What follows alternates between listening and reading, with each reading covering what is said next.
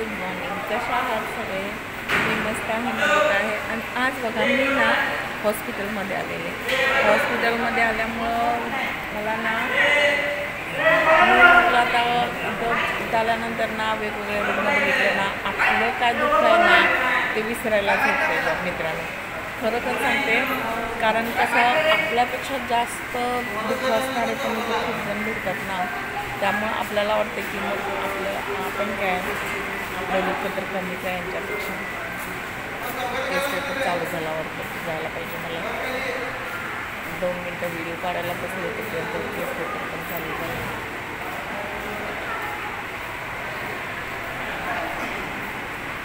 Video बघत राहा. आले केस पेपर तर एकदाचा काढला बघा, 8 तारखेचा. आता बसले इकडं ओपीडीच्या इथं, कोणच नाही अजून, डॉक्टर वगैरे काय आले नाही आहेत. मग तेच मी म्हटलं की हॉस्पिटलमध्ये ना इतके म्हणजे वेगवेगळ्या प्रकारचे रुग्ण असतात ना, त्यांचं दुःख बघितलं ना आपलं दुःख जरा कमी वाटते ना.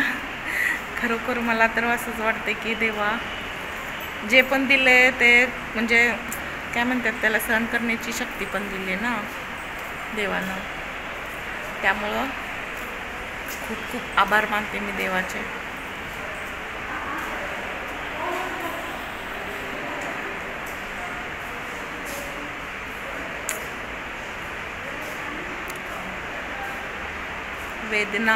वेदनाग्रस्त रुग्ण आणि म्हणजे काय म्हणतात ते त्यांचे नातेवाईक चिंताग्रस्त, किती विचित्र प्रकार असतो ना हॉस्पिटलमध्ये.